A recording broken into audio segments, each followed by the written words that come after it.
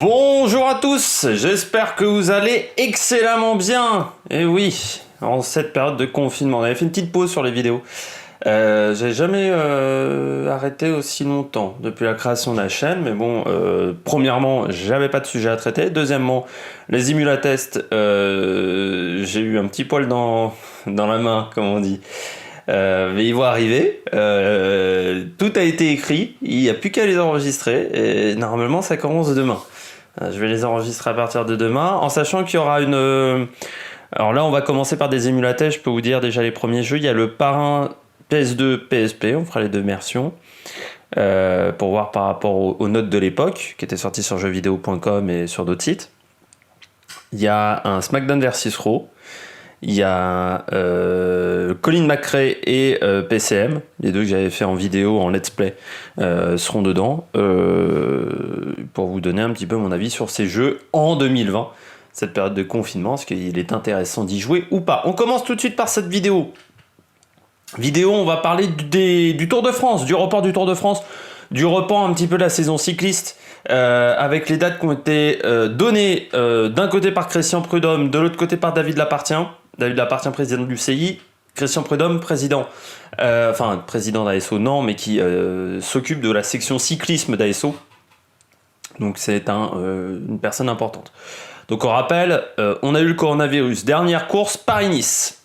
Ça s'est arrêté, c'était aux alentours du 8 au 16 mars. Donc on s'est arrêté le 15, parce qu'on s'est arrêté le samedi de Paris-Nice. Depuis Paris-Nice, il n'y a eu aucune course cycliste qui s'est déroulée en Europe, dans le monde entier. On n'aura pas de course cycliste d'ici le 1er juillet. À partir du 1er juillet, encore une fois, si tout se passe bien, je vais le répéter plusieurs fois, ce genre de choses, on pourrait avoir un retour des courses. Du 1er juillet au 1er août, on n'aurait que des courses non World Tour. Les courses World Tour sont interdites jusqu'au 1er août. Au 1er août, on pourra avoir le redémarrage des courses World Tour jusqu'à la fin de saison, avec donc un Tour de France qui commencerait fin août pour se finir le 20 septembre, ce serait 29 août, 20 septembre. Le Giro veut le mois d'octobre, la Vuelta, on ne sait pas tout si ça sera en octobre ou en novembre. L'objectif, ça serait d'éviter d'avoir deux grands tours en même temps, mais ça va pas être facile.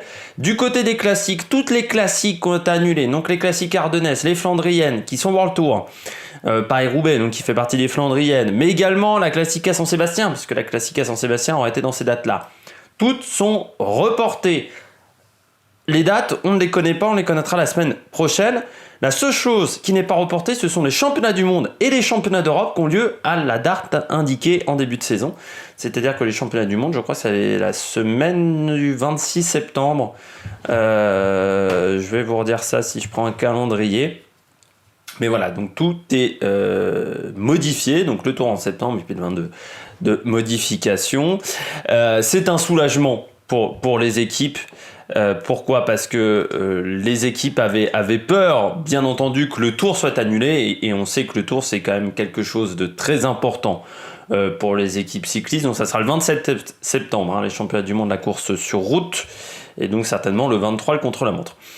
Pour revenir donc au soulagement des équipes, Marc Madiot l'a très clairement indiqué en interview, je ne sais plus si c'était sur l'équipe ou Cyclisme Actu ou sur un autre site que j'ai vu ça, où il disait très clairement, sans le Tour de France, on va peut-être à la perte, à la mort de certaines équipes, parce que c'est une course prépondérante dans l'univers du cyclisme. C'est prépondérant également pour la visibilité de tous les sponsors qui mettent beaucoup d'argent. Ineos, c'est 20 millions d'euros. Groupama FDJ, c'est 12-13 millions d'euros par an. Donc alors, par rapport au football, c'est des budgets qui sont moindres. Par rapport à la Formule 1 aussi. Mais c'est quand même des budgets importants dans le monde du sponsoring sportif. Et c'est important que le Tour de France ait lieu pour l'aspect économique, pour l'aspect fan de cyclisme également, même si je reviendrai là-dessus à la fin. Est-ce que c'est encore un intérêt d'avoir un Tour de France au mois de septembre ? J'ai pas la réponse. Mais pour moi, c'est le fan de cyclisme, ça m'aurait fait chier quand même qu'il n'y ait pas de Tour de France cette année. Alors, encore une fois, si tout va bien, ce calendrier est plus que provisoire. Et il va falloir faire attention. C'est également important pour les coureurs. Les coureurs, foncièrement, maintenant, ils ont des objectifs d'entraînement. Parce que certes, certains coureurs vont s'entraîner sur home trainer, hein. C'est le cas des coureurs français, vu qu'on n'a pas le droit. Je rappelle, les attestations ne comprennent pas, hein, les attestations de sortie ne comprennent pas le cyclisme, hein, il n'y a que le jogging. Mais foncièrement, c'est important parce que même pour les coureurs belges qui ne sont pas confinés, ils faisaient de l'entraînement, mais ils savaient pas, c'était plus de l'entretien physique, hein, que l'on faisait parce que on pouvait pas préparer un pic de forme. Très clairement, vu qu'on ne savait pas quand est-ce que la saison allait reprendre. Là, on a des dates. Alors certes, c'est encore du provisoire, mais on va pouvoir établir un calendrier de course qu'on ne pouvait plus établir. Le calendrier de course, il était caduc, celui de cette année. Là, on peut rétablir un calendrier de course, un planning d'entraînement par rapport au calendrier de course. Alors, ça ne se fera pas, je pense, d'ici la fin de semaine. D'ici la fin de semaine, les équipes vont avoir un gros casse-tête à gérer.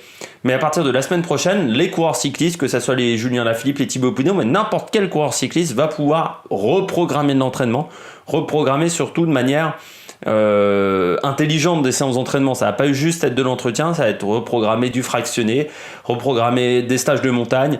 On va pouvoir tout reprogrammer de manière un peu plus précise que ce qu'on pouvait le faire jusqu'à maintenant. Donc ça va être bien aussi pour les coureurs qui n'ont plus de doute sur leur préparation. C'est-à-dire que les coureurs qui étaient un peu en méforme, maintenant voilà, ils ont des dates précises, ils savent. Bah voilà, maintenant quel est l'objectif? L'objectif, c'est le Tour de France, c'est le Giro, c'est la Vuelta, c'est je ne sais pas quelle autre course, ce sont les championnats du monde pour certains, les classiques. Alors on ne connaît pas encore les dates, ça sera la semaine prochaine qu'on connaîtra certainement les dates pour les classiques. De toute manière, tout le calendrier sera dévoilé le 15 mai. C'est le cas pour les garçons, mais également pour le World Tour féminin. Il faut le signaler, ça sera au 15 mai. Malgré tout, on va quand même avoir des différences de préparation entre les coureurs qui sont confinés et non confinés, parce que les coureurs français sont confinés minimum jusqu'au 11 mai.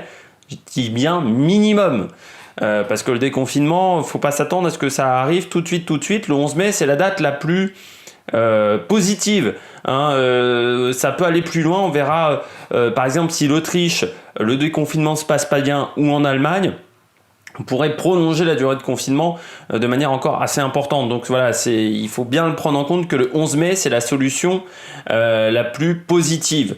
Ça peut aller plus loin. Et les événements sportifs, de toute façon, se confiner quasiment en août, et que ça soit événements sportifs et événements culturels. Avignon annulé, par exemple, ou les Vieilles Charrues, voilà, plein d'événements étaient annulés.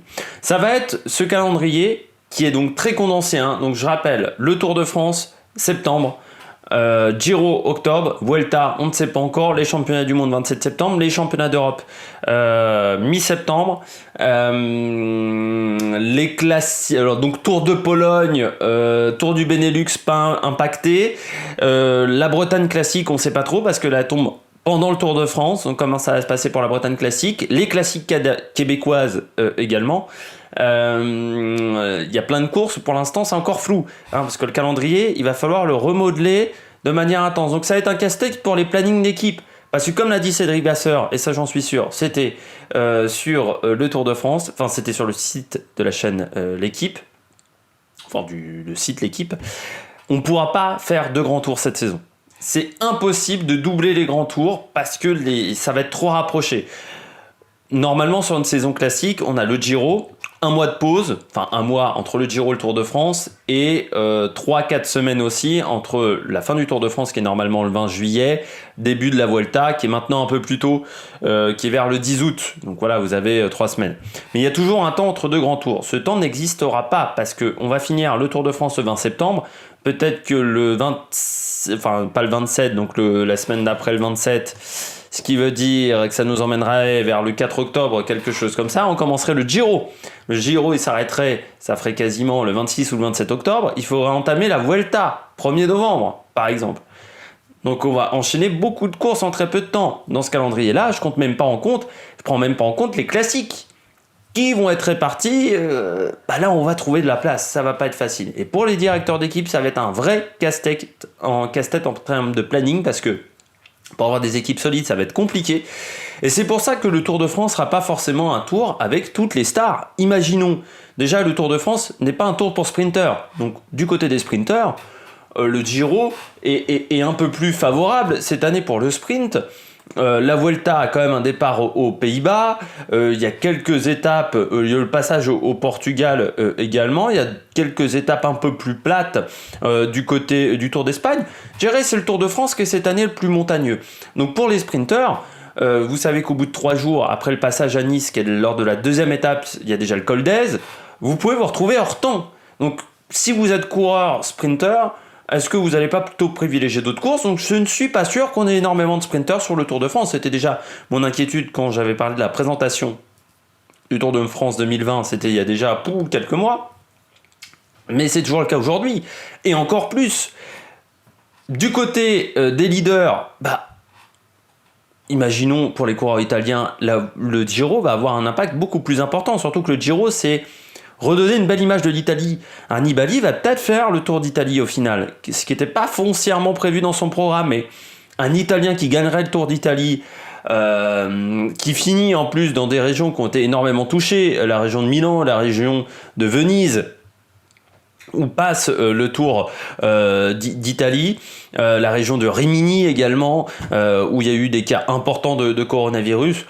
Foncièrement, un Nibali ou n'importe quel autre coureur italien qui va s'imposer sur ce tour, ça aura un impact totalement différent. Et je pense qu'il y a des coureurs italiens qui voudront faire le Giro, ce qui n'était pas foncièrement prévu. Il y a des coureurs qui vont se dire, ok, j'ai la Vuelta en fin de saison. Moi, je suis pas sûr d'être de retour en pleine forme début août, parce que des coureurs, ils mettent toujours du temps avant de revenir en forme. Or, là, on n'aura peut-être qu'un mois de course. Donc, ça veut dire qu'au maximum, on pourra faire peut-être 10 jours de course. Il y a des coureurs, ça leur suffit pas 10 jours de course pour être en forme. Donc, ils vont se dire, moi, je privilégie la Vuelta parce qu'elle est en fin de saison, elle est au mois de novembre, même si les conditions seront très très fraîches. Déjà, j'aurai peut-être moins de concurrence que sur un Tour de France. C'est-à-dire un TJ Van Garderen, il aura foncièrement moins de concurrence que s'il va sur le Tour de France. Ça peut donner des idées, donc à des coureurs comme TJ Van Garderen, des Madouas par exemple, d'aller plutôt sur la Vuelta que sur le Tour de France, parce que sur le Tour de France, il y aurait plus de concurrence, ça serait un tour compliqué. Et qu'en termes de visibilité, un Tour de France au mois de septembre ou une Vuelta au mois de novembre, en termes de visibilité, c'est quasiment pareil, parce que ça va être l'un des problèmes de cette saison. Mais c'est pour ça que je suis pas sûr que, contrairement à ce que dit Christian Prudhomme, contrairement à ce que disent beaucoup de spécialistes, on a un tour avec toutes les stars du peloton. Je suis vraiment très pessimiste là-dessus, surtout s'il y a Classica San Sébastien pendant le Tour de France. Les championnats du monde, un Valverde va se préparer pour les championnats du monde, ça c'est sûr, donc ça va pas être forcément facile pour attirer toutes les stars. Le championnat d'Europe, ça aussi, il y a des courses qui restent dans le calendrier, je ne sais pas pourquoi. Le championnat d'Europe, je sais que ça tient à cœur à David Lapartien, parce que c'est un peu lui qui a inventé ça, quand il était directeur de l'Union Européenne de Cyclisme, l'UEC, qui dirige les championnats d'Europe. Mais les championnats d'Europe se retrouvent pendant le Tour de France, autant dire que pour les sélectionneurs comme Thomas Voeckler, c'est impossible d'avoir une équipe. Nous, on va avoir une équipe avec ceux qui ne seront pas sur le Tour, qui n'ont pas été sélectionnés, et encore qui ne seront pas en préparation pour le Tour d'Italie ou pour la Vuelta, donc qui ne seront pas en stage de montagne. C'est pas sérieux, je pense que les championnats d'Europe, il n'y aura personne, il aurait fallu les dégager. Les championnats du monde au milieu de la saison, ça va être différent en termes de préparation, c'est que normalement on finit rincé un peu au moment des championnats du monde, ça joue beaucoup sur la fraîcheur physique, ça sera beaucoup moins le cas cette année. Il y a des courses qui vont se retrouver donc au milieu du calendrier, des Paris Tours, des courses comme ça qui ont lieu en fin de saison. Ça va elles vont se retrouver au milieu de la saison. Si elles ont lieu, parce que ça c'est aussi une question, les courses qui, comme Paris Tour, qui sont pas des courses World Tour, qui sont des courses hors catégorie, que ça soit Paris Tour, que ça soit par exemple le Tour de Grande-Bretagne, est-ce qu'elles vont rester au calendrier qui va être surchargé ou est-ce qu'on va décaler leur date ? Ça, c'est une question qui, pour l'instant, n'a pas été résolue, je crois, de la part de l'UCI. Une Vuelta en novembre, au niveau des conditions climatiques, ça me semble également très compliqué, surtout qu'on a le Tourmalet cette année sur la Vuelta. Alors certes, on a un passage dans le sud de l'Espagne, dans la moitié de l'Espagne, plus que d'habitude, mais on a un départ aux Pays-Bas, les Pays-Bas au mois de novembre, Utrecht au mois de novembre, c'est quand même pas facile. Le Tourmalet en novembre, à 2115 mètres, ça me semble compliqué quand même de le franchir au mois de novembre parce qu'on a des risques de neige. À partir de mi-octobre, la neige, on l'a sur les massifs, au-dessus de 1700 mètres. De toute manière, déjà en septembre, ça va être compliqué pour le Tour de France parce que les températures à partir dans les Alpes surtout. Je pense pas dans les Pyrénées, parce que déjà dans les Pyrénées on n'allait pas très haut en altitude, mais dans les Alpes ça va être compliqué. Dès qu'on va dépasser les 1700-1800 mètres, il va faire très froid. Plus froid qu'en juillet ou qu'en août, parce que fin septembre, vous le savez, sur la Vuelta, les années où on faisait la Vuelta en septembre, on savait que la dernière semaine de Vuelta, et je le dis toujours, mais la dernière semaine de Vuelta en termes de conditions climatiques, c'est toujours très compliqué.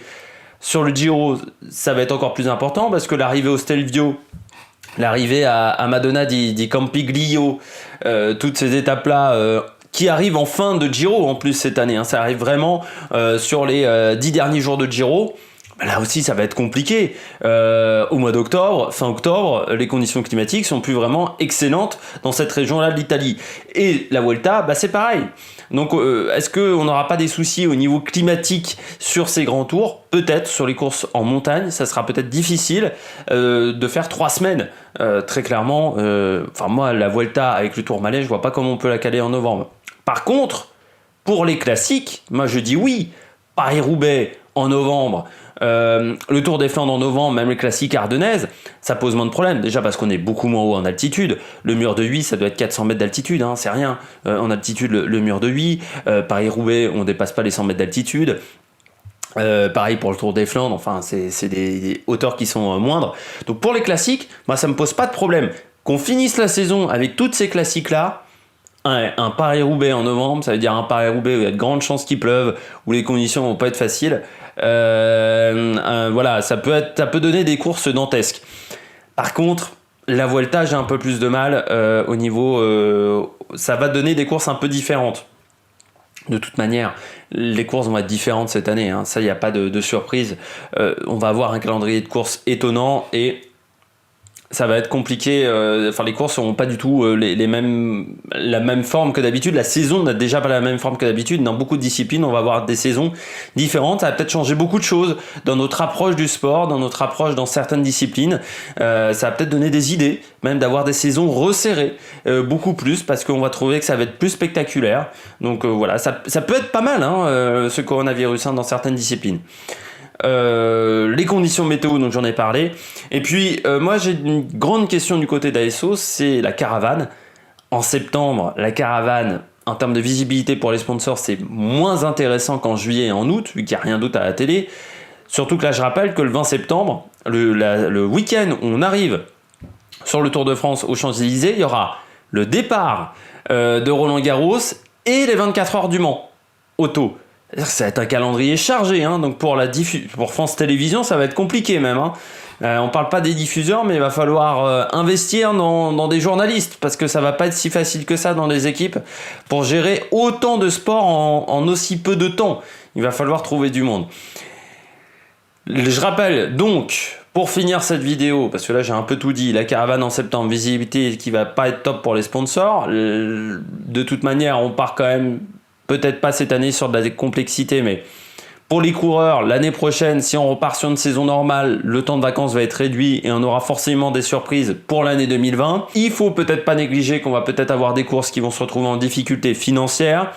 Du côté des équipes, vu la situation économique dans le monde, on va peut-être avoir des grosses entreprises qui sponsorisent des équipes de cyclistes qui vont avoir moins d'argent. Et donc c'est le budget communication, le budget sponsoring qui va foncièrement être impacté. Et donc on pourrait se retrouver peut-être fin 2021 avec beaucoup d'arrêts de sponsors, ou en 2022. Pas négliger également pour les chaînes de télévision, les droits de retransmission là sont sur des contrats de 4 ou 5 ans, mais peut-être que en 2023, quand il va falloir les re-signer, ou en 2022, on sera obligé de les voir à la baisse, car on aura peut-être moins de chaînes de sport qui sont énormément impactées par la crise économique que touche la publicité et ces chaînes-là, vu qu'il n'y a pas de sport en ce moment à la télévision. Mais de toute façon, toutes les chaînes sont impactées aujourd'hui par le marché de la publicité qui est en crise, et donc on pourra avoir des droits de retransmission en baisse, c'est-à-dire moins d'argent pour les promoteurs de courses ou pour les équipes de cyclisme. Donc la crise au niveau du coronavirus, au niveau économique du côté du cycliste, c'est peut-être pas cette année qu'on va la voir, c'est peut-être dans 1 an, dans 2 ans, voire dans 3 ans, dans 3-4 ans. Donc voilà, même cette année, si tout se déroule comme ce qui est prévu par l'UCI aujourd'hui, ça ne veut pas dire qu'économiquement le cyclisme est sauvé. On s'aperçoit même Je vais vous parler de ma grande spécialité qu'est le catch. Aujourd'hui, on a appris des licenciements dans la plus grande fédération de catch aux États-Unis, et pourtant qui peut faire ses shows normalement, mais parce qu'il y a d'autres impacts économiques qui arrivent au niveau du coronavirus, et que très clairement, même si le calendrier se déroule entièrement, ça ne voudra pas dire qu'on n'aura pas des licenciements en fin de saison, qu'on n'aura pas des équipes en difficulté en fin de saison, ou encore une fois dans 3-4 ans, parce que la situation sera pas facile. Et puis, pour finir cette vidéo, je vais me poser une dernière question, je vais vous la poser, vous pourrez répondre dans les commentaires, n'hésitez pas à y répondre. J'ai pas la réponse à cette question très clairement. Est-ce que un tour en septembre ou un Paris-Roubaix en novembre, ça a encore un intérêt? C'est-à-dire que le Tour de France, c'est quand même une course, c'est le mois de juillet. Est-ce que c'est encore un intérêt de vouloir la faire coûte que coûte en septembre ou de vouloir faire coûte que coûte un Paris-Roubaix en novembre alors que c'est le mois d'avril, Paris-Roubaix, ou un Milan-San Remo en novembre alors que c'est le mois de mars, c'est la première grande classique et qu'elle pourrait se retrouver la dernière classique de la saison? Est-ce que ça a encore un intérêt d'un point de vue sportif, d'un point de vue médiatique, d'un point de vue, de n'importe quel point de vue? J'ai pas la réponse très clairement à cette question-là en tant que fan. J'ai du mal à savoir. Est-ce que ça a encore un intérêt? Je sais qu'il y a certains coureurs cyclistes qui se posent la question de parler de cyclisme en ce moment. Est-ce que ça a un intérêt? J'ai entendu Christophe Riblon qui a fait une interview vidéo très intéressante à Cyclisme Actu et qui disait très clairement, je crois qu'en ce moment parler de cyclisme ça n'a pas vraiment d'intérêt, parler d'un calendrier cycliste ça n'a pas d'intérêt vu la situation du coronavirus où il y a encore des gens qui meurent dans les hôpitaux. Donc là je me pose une question sur tout ça, très clairement j'ai pas la réponse si aujourd'hui l'intérêt, est-ce qu'il y a un intérêt de faire le Tour de France en septembre? Si vous avez la réponse, si vous voulez donner votre réponse, n'hésitez pas à le faire dans les commentaires. Bon, j'espère que vous avez aimé cette vidéo. Les émulatests, ils arrivent. Je vous ai donné les premières vidéos. On en fera également spécial sport, c'est-à-dire je pense que je ferai des sur les jeux de Formule 1. Quels sont les meilleurs jeux de Formule 1? On fera sur tous les jeux de Formule 1, sur PS2, sur PSP, parce qu'il y en a eu 2, je crois, ou 3 sur PSP, sur Dreamcast, sur Nintendo 64, sur la première PlayStation. J'ai un peu du mal avec les jeux en 2D. Parce que au niveau des jeux de course, ça demande de switcher au niveau du cerveau, mais on fera quelque chose d'exhaustif pour voir, tiens, c'est quoi les meilleurs jeux. Je ferai peut-être une vidéo pour vous dire quels sont les meilleurs jeux, par exemple de F1 pour moi, ou les meilleurs jeux de rallye. Mais ça sera des émulatests. Donc vous verrez la première version de l'émulatest, ça sera donc le parrain sur PS2. Et ensuite on fera le parrain sur PSP parce que vous verrez que le jeu est très différent de la version PS2 et de la version PSP. Sinon, du côté du sport, moi j'attends la reprise, donc pour l'instant je ferai des vidéos s'il y a des infos comme ça qui traînent, mais pour le moment il n'y a pas grand chose, très clairement d'informations. Puis sinon, donc il y aura beaucoup d'émulatests sur la chaîne. Peut-être que quand la saison de sport reprendra, par contre il y en aura beaucoup moins, mais il y en aura toujours. C'est un programme, c'est quelque chose qui va arriver. Du côté du live, je sais qu'il y a certains qui attendent l'épisode 3. Je sais pas encore si je vais le faire. Non, j'avais dit que je le ferais, mais en ce moment sur le live, il n'y a rien qui se passe. Et ça me fait, en fait, très clairement, ça me fait chier de regarder les anciens programmes du live parce que c'est tellement pas bon, en fait, que c'est très compliqué. Puis il semblerait qu'il y ait beaucoup de changements du côté du live parce que là, en ce moment, il y a plein de gens qui ont sauté, qui ont décidé de partir. Et donc c'est assez drôle que les gens quittent le navire comme ça aussi rapidement. Mais voilà tout ce qu'on fera sur la chaîne dans les semaines à venir. N'hésitez pas à vous abonner, n'hésitez pas à mettre un pouce bleu, n'hésitez pas à réagir dans les commentaires, surtout à la dernière question que je viens de dire à la fin de cette vidéo. Et puis nous on se retrouve pour de prochaines vidéos dans les semaines à venir. Allez, ciao ciao sur l'Amérique Production.